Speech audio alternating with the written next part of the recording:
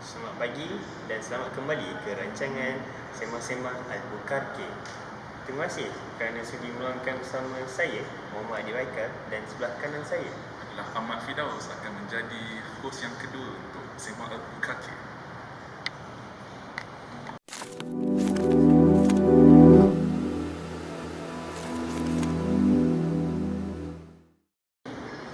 Baiklah, pada petang ini sebagai pembukaan, kami akan menghiburkan anda dengan berita-berita yang hangat dalam segmen Tu Dia.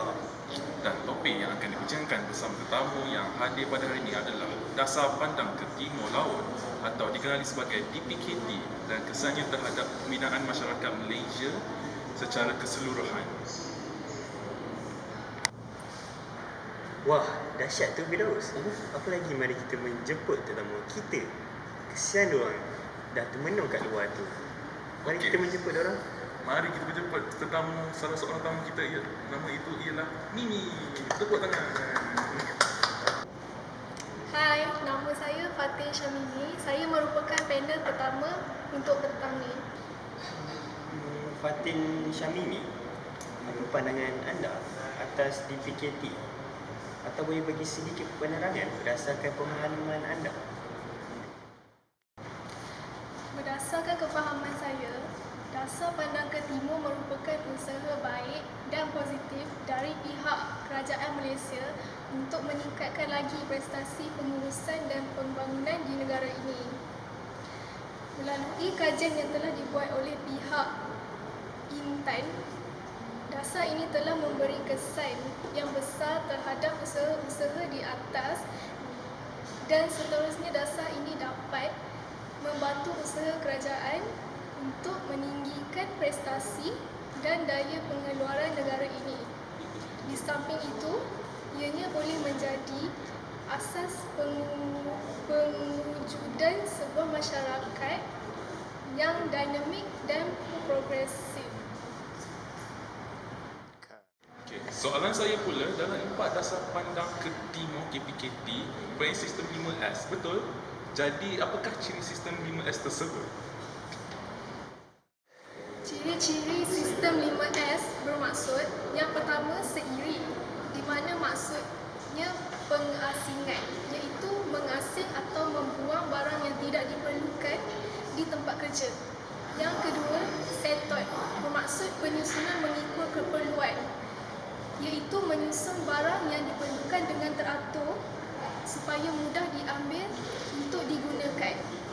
Yang ketiga, sesok, bermaksud pembersihan, iaitu membersihkan tempat kerja dengan rapi supaya tidak ada habuk di lantai, mesin, jentera dan perkakas. Yang ketiga, seketsu, bermaksud pemeliharaan kebersihan, iaitu memelihara taraf penjagaan dan penyusunan tempat kerja yang sentiasa dipertingkatkan dari semasa ke semasa. Yang terakhir, shitsuku, bermaksud melatih pekerja mematuhi peraturan, iaitu memilih para pekerja untuk mematuhi peraturan organisasi dan kebersihan setiap masa. Terima kasih kepada Fatin Syamimi kerana memberi penerangan tersebut. Tetamu seterusnya ialah Syed Adil Luqman untuk menambahkan penjelasan tajuk kita pada petang ini. Hai, nama saya Syed Adil Luqman. Saya merupakan panel kedua pada petang ini. Saya Adil, saya ada satu soalan. Bagaimanakah dasar pandang ke timur dilaksanakan? Terima kasih soalan yang diberikan oleh Daus dan Adib. Untuk tujuan ini, Dasar Pandangan ke Timur telah diumumkan dan mula dilaksanakan pada tahun 1982 di awal pemerintahan Mahathir Mohamad. Sebagaimana dalam hubungan politik, beliau turut memanifestasikan orientasi anti-British beliau hubungan ekonomi. Soalan kedua untuk idea saya Adil Luqman ialah negara manakah yang diambil oleh Perdana Menteri sebagai contoh negara maju? Terima kasih kerana memberikan saya soalan kedua, iaitu negara manakah yang maju diambil oleh Perdana Menteri. William Mahathir Mohamad menjadi Perdana Menteri pada 1981. Beliau tetap meneruskan dasar perdagangan pintu terbuka. Beliau berpendapat monopoli Britain mesti dipecahkan supaya ekonomi Malaysia tidak berada di bawah pengaruh Barat. Terima kasih kepada panel iaitu saya Adi Lokman. Seterusnya kami ingin menjemput panel seterusnya iaitu Amir Haziq untuk beri keterangan selanjutnya. Amir, saya mau menanya satu soalan. Apakah impak terhadap dasar pandang ke timur ini? Baiklah, nama saya Amir Haziq. Dan untuk menjawab soalan itu, dasar pandang ke timur merupakan satu dasar pengukuhan kepada hubungan diplomasi Malaysia dengan Jepun. Pembentukan dasar ini merupakan berikutkan kepercayaan Mahathir Mohamad terhadap Jepun sejak dahulu lagi yang menjadi atau kepada pembangunan Malaysia. Selain itu, berikutkan dengan kekecewaan beliau terhadap ketamadunan Barat yang tidak menghormati negara-negara di wilayah timur dan seringkali menganggap negara timur sebagai wilayah yang ketinggalan zaman dan tidak mengikut aras ketamadunannya. Jadi, antara impak-impak terhadap dasar pandangan ke timur ialah penerapan sistem pengurusan gaya Jepun melalui dasar pandang ke timur etika kerja. Kedua, meningkatkan pelaburan dan perdagangan Malaysia-Jepun. Ketiga, pembangunan industri pertanian Malaysia. Dan akhir sekali, keempat, pembangunan sektor pendidikan teknikal di Malaysia. Jadi itulah sahaja untuk impak terhadap dasar pandang ke timur. Kedua saya kepada Amir Haziq ialah dalam konteks pelaburan selepas dasar pandang ke timur dilaksanakan, mengapakah negara Jepun muncul sebagai pelabur terbesar selepas negara Singapura, Malaysia dan sebagainya? Bagi menjawab soalan itu, mengapakah negara Jepun muncul sebagai pelabur terbesar selepas negara Singapura, Amerika Syarikat dan sebaiknya, ialah kerana Jepun merupakan pelabur yang terbesar di Malaysia apabila kebanyakan projek pembangunan negara seperti pelabuhan, kawasan perindustrian bebas, pembinaan lebuh raya dan kereta api, kabel bawah laut dan empangan hidroelektrik telah dibiayai oleh pelabur Jepun dan pelabur asing lain. Terima kasih kepada panel Amir Haziq kerana memberi penerangan yang sangat bagus.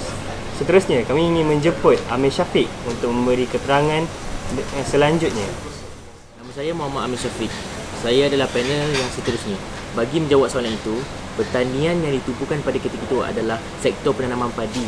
Dan ketika itu, penanaman padi ini dikhususkan di negeri Sabah kerana Sabah dapat meningkatkan kapasiti padi dan seterusnya dapat mengurangkan kebergantungan pada padi import. Terima kasih kepada Amir Syafiq dengan memberi keterangan yang sangat bagus. Seterusnya saya ingin menjemput Syafiq untuk memberi keterangan untuk tajuk kita pada hari ini. Baik, terima kasih kepada Firdaus. Baik, sebelum tu saya kenalkan diri saya. Nama saya Muhammad Syafiq. Baik, seperti yang Amir Haziq telah katakan tadi, proses penghantaran pelajar Malaysia ke Jepun telah memberikan impak yang ketara kepada pembangunan pendidikan di Malaysia, khususnya dalam bidang pendidikan teknikal.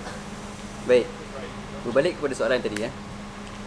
Pusat institusi teknikal yang ditubuhkan pada ketika itu ialah sekolah teknik, sekolah vokasional, maktab vokasional, institusi vokasional MARA serta maktab teknik. Dan tidak lupa juga yang student sekarang ramai apply politeknik. Okey. Menyingkap kerjasama antara Malaysia dan Jepun, MARA merupakan satu organisasi yang berjaya menubuhkan banyak institusi pendidikan teknikal dan berjaya menghantar pelajar untuk melanjutkan pelajaran mereka ke Jepun. So, itu adalah list yang saya bagi untuk institusi yang telah ditubuhkan pada ketika itu. Dan itulah semua daripada saya. Terima kasih kepada Firdaus kerana menanyakan soalan yang bagus. Okay, terima kasih. Terima kasih kepada Syafiq sebentar tadi.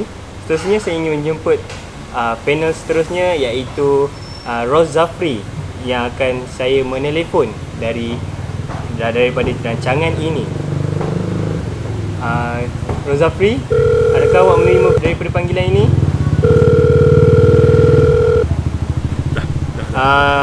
Saya ingin menanya, apakah langkah yang diambil untuk menggunakan dasar pandang ke timur tanah?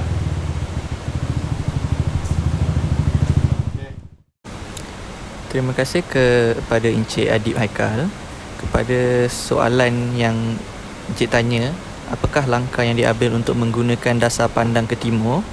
Langkah yang diambil ialah apabila Perdana Menteri ketika itu Mahathir Mohamad menjadi Perdana Menteri, beliau tetap meneruskan dasar perdagangan pintu terbuka. Selain itu, beliau berpendapat monopoli Britain mesti dipecahkan supaya ekonomi Malaysia tidak berada di bawah pengaruh Barat. Okey, sekian, terima kasih. Terima kasih kepada Rozafri dengan penerangan tersebut. Seterusnya, saya ingin menjemput Sheikh Ajlan Nizam untuk memberi penerangan seterusnya. Dengan kami akan menelpon dari rancangan ini. Ajlan Nizam, adakah anda menerima panggilan ini? Okey, soalan saya untuk Ajlan Nizam ialah, menurut Mahathir Mohamad, inspirasi dasar pandang ke timur adalah etika kerja, cara pengurusan, disiplin dan dedikasi. Apakah usaha Malaysia yang diambil untuk mengubah dasar ekonomi negara tradisional yang berasaskan pertanian dan pelombongan kepada negara berasaskan perindustrian? Terima kasih, Bobby. Pada dasarnya, dasar ini membawa pengertian bahawa kerajaan akan melakukan analisis, penyelidikan, pemilihan nilai-nilai dan etika kerja. Selain itu, boleh juga mengambil teladan yang positif daripada negara Jepun dan Korea dengan mengatasi dan mengimprovasi nilai-nilai tersebut dengan keadaan di Malaysia. Terima kasih. Seterusnya, saya ingin menjemput Fadli Safina untuk memberi keterangan konklusi keseluruhannya untuk tajuk kita pada hari ini. Sebagai kesimpulannya, Dasar Pandang ke Timur merupakan satu usaha baik dan positif dari pihak Kerajaan Malaysia untuk meningkatkan lagi prestasi pengurusan dan pembangunan di negara ini. Melalui kajian yang telah dibuat oleh pihak INTAN, dasar ini telah memberi kesan yang besar terhadap usaha-usaha di atas dan seterusnya dasar ini dapat membantu usaha kerajaan untuk meninggikan prestasi dan daya pengeluaran negara ini. Di samping itu, ianya boleh menjadi asas pengwujudan sebuah masyarakat yang dinamik dan progresif. Terima kasih kepada kesemua panel-panel kita pada hari ini dengan beri kerjasama untuk rancangan kita iaitu Sembang-Sembang Albuquerque. Terima kasih semua. Bye-bye. Selamat tinggal.